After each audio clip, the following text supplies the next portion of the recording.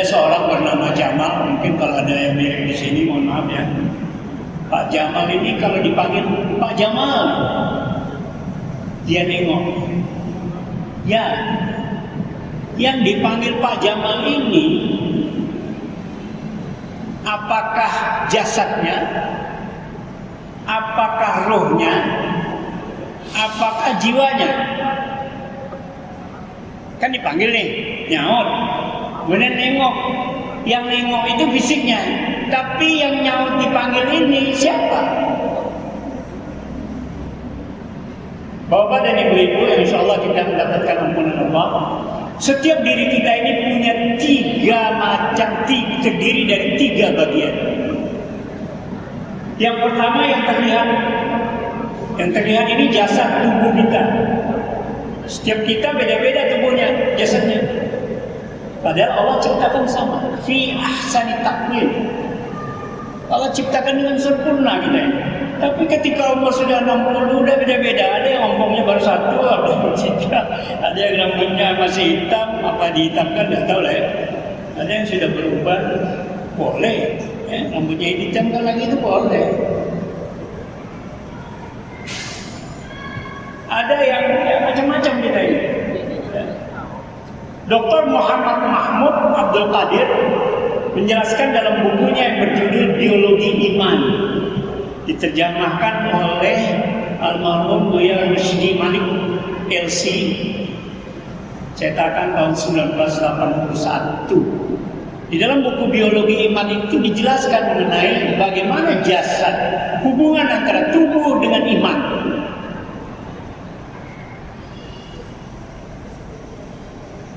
Jemaah yang insya Allah kita mendapatkan ampunan dari Allah SWT.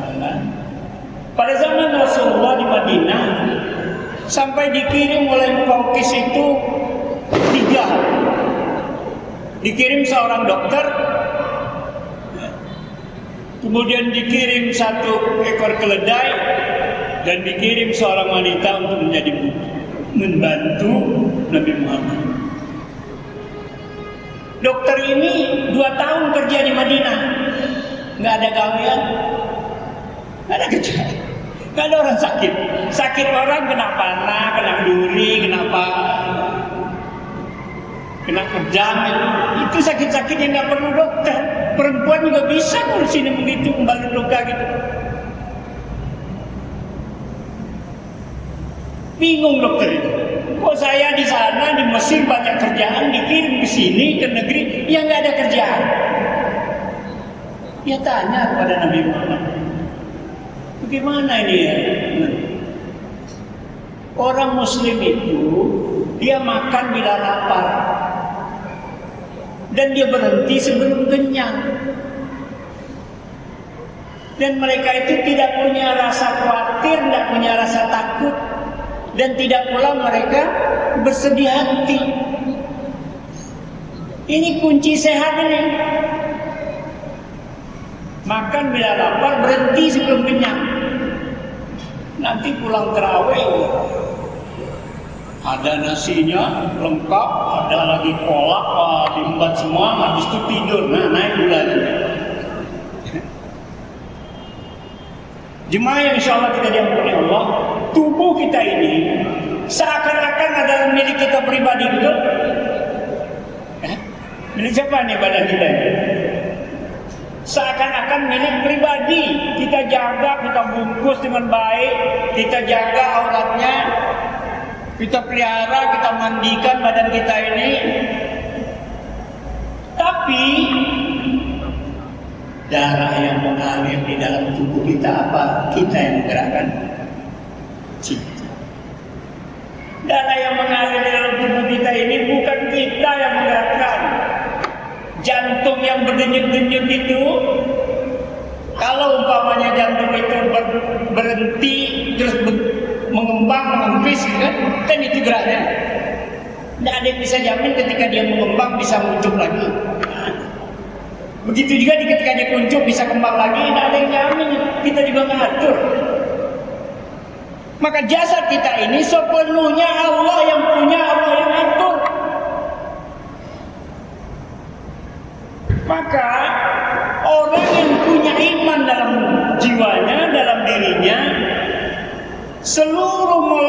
tubuhnya mau diatur oleh Allah. Yang mau diatur oleh Allah molekul tubuhnya itu dia taat kepada Allah. Kalau umpamanya sekarang banyak sakit-sakit, tiap sebentar punggung ngilu, pinggang sakit, dengkul sakit, lutut sakit, tenggorokan sakit melulu, bentar batuk, pasti ada yang tidak beres di dalam hati kita. Ada yang tidak beres di dalam jasad kita. Kenapa di zaman Rasulullah tidak ada umat yang sakit-sakit begitu? Maka kita kembali pada ajaran Rasulullah. Bapak-bapak dan ibu-ibu yang insya Allah kita mendapatkan ampunan dan pertolongan Allah. Kuncinya adalah taubat. Orang sakit itu dia minta, ya Allah tolong cepat sembuhkan, tapi dia tidak bertobat. Surah Al-Mu'min atau surat Ghafir, surat ke-40 ayat 3 itu perintah untuk orang mukmin itu bertobat. Dan kalau kita lihat di dalam Al-Quran ini orang-orang beriman disebut Al-Mu'min, ada surah Al-Mu'minun, ada panggilan ya ayyuhalladzina amanu, hai orang-orang beriman. Panggilan terakhir untuk orang-orang beriman itu adalah di dalam surat At-Tahrim ayat 8. Ya ayyuhalladzina amanu tubu ilallahi taubatan nasuha. Asa rabbukum ayyukaffira ankum sayyi'atikum wa yudkhilakum jannatin tajri min tahtihal anhar. Yauma la yukhzillahu an-nabiyya wal ladzina amanu ma'ah. Nuruhum yas'a baina aydihim wa bi aymanihim yaquluna rabbana atmim lana nurana waghfir lana innaka ala kulli syai'in qadir. Aneh. Cucu saya tanya, "Atuh, kok orang beriman disebut tobat? Orang beriman kan udah baik kan?" Iya pula saya pikir. Iya pula. Panggilan terakhir untuk orang beriman itu justru orang beriman disuruh tobat. Nanti bapak-bapak ulang di rumah, bapak buka Al-Quran, lihat bener nggak kata saya itu. Panggilan terakhir orang beriman itu suruh tobat itu bener nggak? Kalau saya salah kan bisa dikoreksi. Hebatnya orang bertobat itu di dalam Islam itu beda Pak dengan agama lain.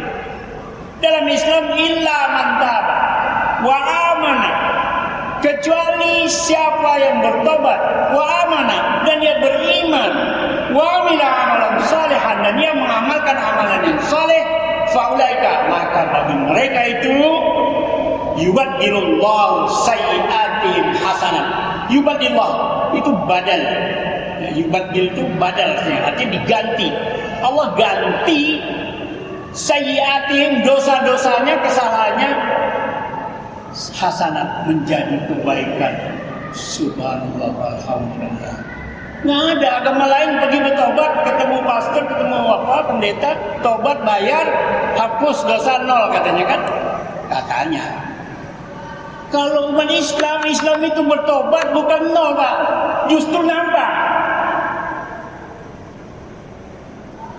Tapi kita ini jarang bertobat. Coba tanya-tanya diri kita, sehari ada tidak bertobat kepada Allah? Berapa kali kita bertobat kepada Allah? Berapa kali kita merenung apa salah kita hari ini? Kita bertobat kepada Allah. Coba kita indung-indungkan, kita perhatikan dan rasakan diri kita ini banyak kesalahan kita. Bahkan ketika bulan Ramadan pun mungkin kita ada salah. Jadi untuk supaya fisik ini taat kepada Allah, seluruh molekul tubuh kita taat kepada Allah, dimulai dengan bertaubat. Bapak-bapak, saya pernah tahun 1974 di Kota Pekanbaru, di belakang pasar itu dekat Jalan Pangeran Hidayat.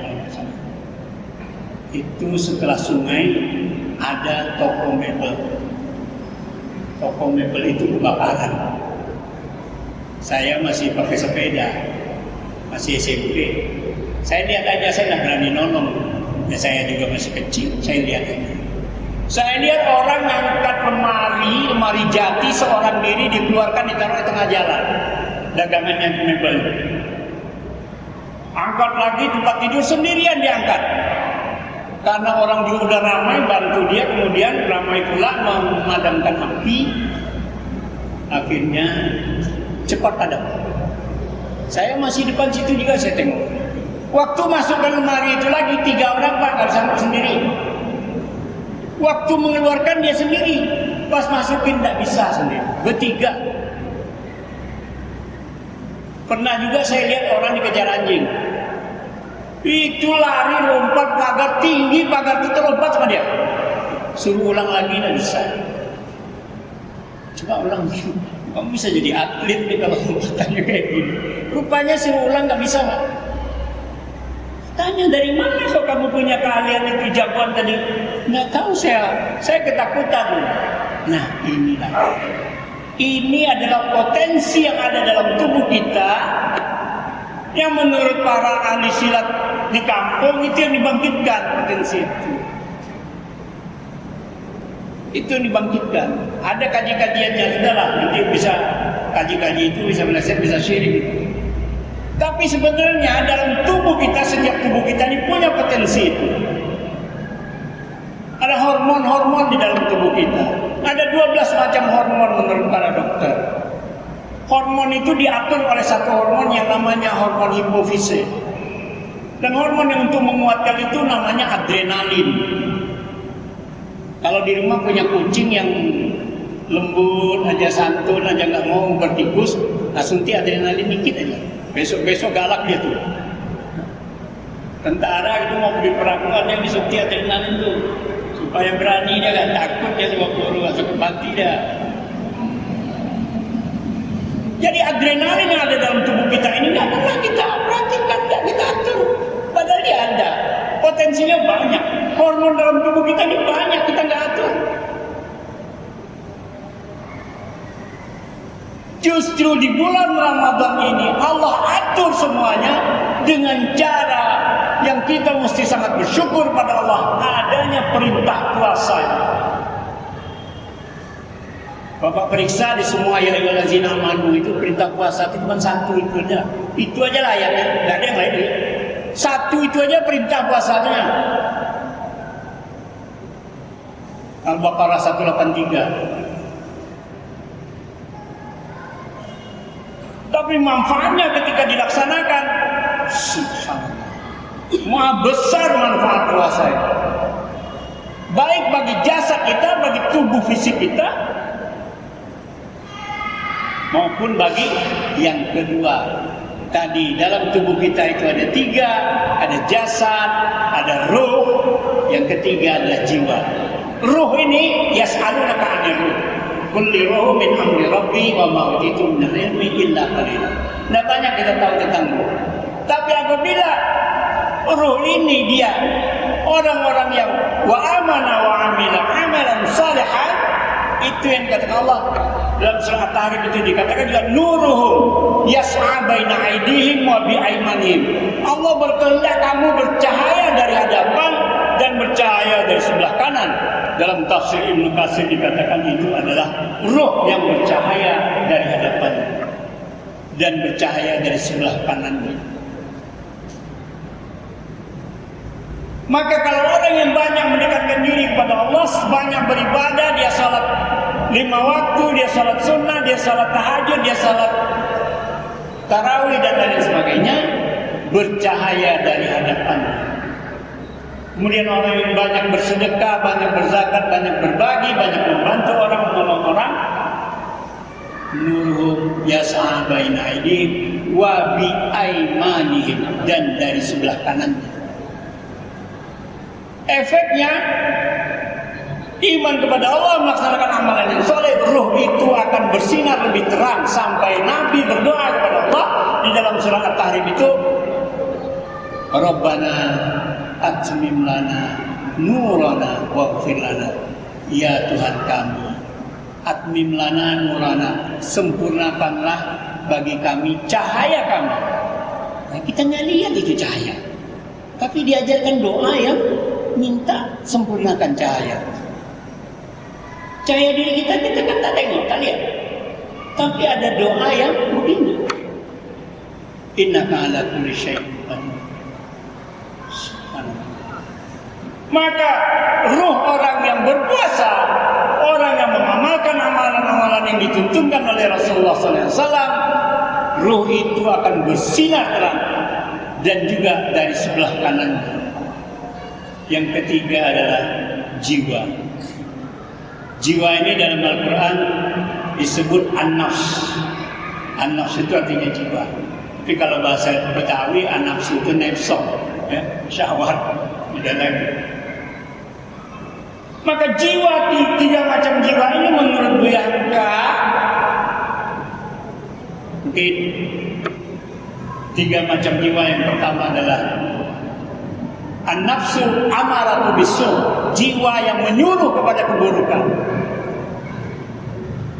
Telat ambil minum, marah. Anaknya disuruh ke sana, malah main, marah.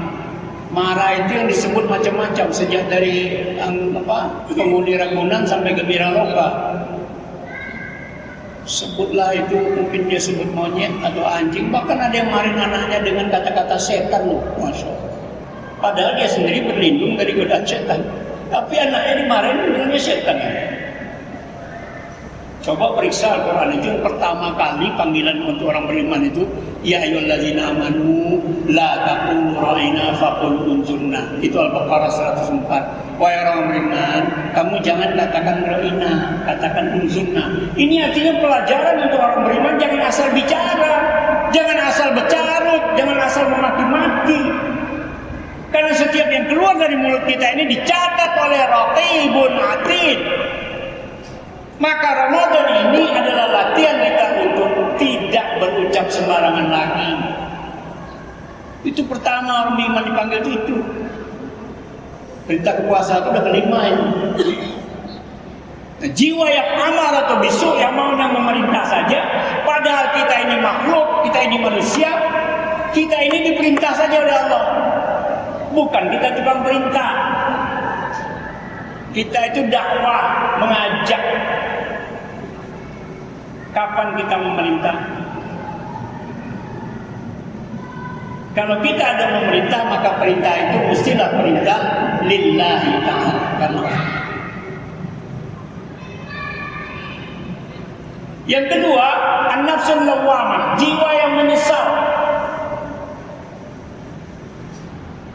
Saya pernah ketemu seorang nenek di kampung yang setiap sebentar dia bicara ba'ala qudin, ba'ala qudin.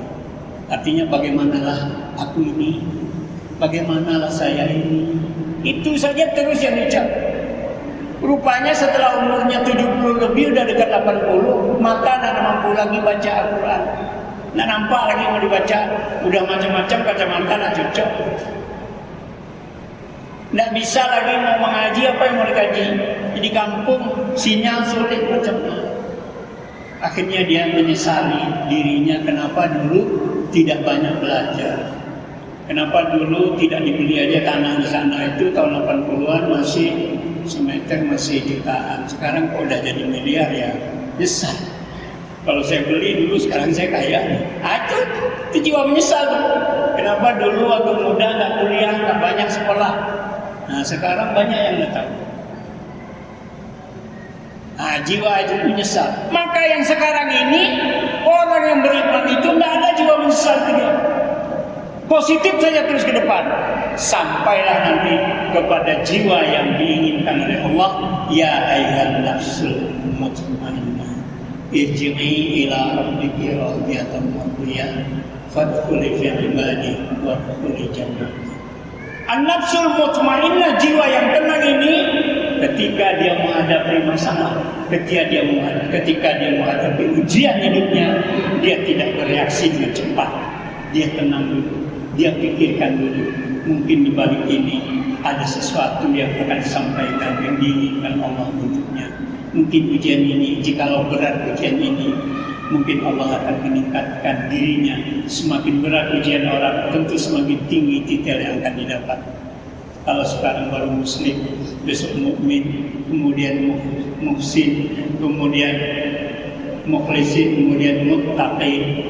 Insyaallah di bulan Ramadan ini orang-orang yang bersungguh-sungguh kepada Allah, maka pasti Allah akan bersungguh-sungguh kepadanya. Dan kalau Allah katakan la'allakum tattaqun, itu artinya sesuatu yang bisa dicapai. Semoga engkau bertakwa, artinya bisa dicapai makam takwa itu. Maka mari kita rencanakan diri kita untuk bertakwa kepada Allah. Dan jangan lupakan bulan Ramadan ini, berilah Ramadan ini sesuatu yang khusus untuk kita sendiri. Minimal tambahkan satu surat yang belum kita hafal, sehingga di bulan Syawal kita meningkat. Surat apa yang belum hafal? Kalau belum hafal, wadduha, ya. Pokoknya pilih yang paling ringan. Faqra'u ma tayassara min, bacalah Al-Quran itu yang paling ringan, yang paling mudah untukmu. Maka tambahkanlah satu surat. InsyaAllah dengan itu ketika bulan Syawal kita berasa meningkat, dan nanti di Ramadan selanjutnya kita berasa, oh Ramadan tahun lalu saya tambah satu surah ini. Mungkin ada yang bisa 2 surah, 3 surah, silakan.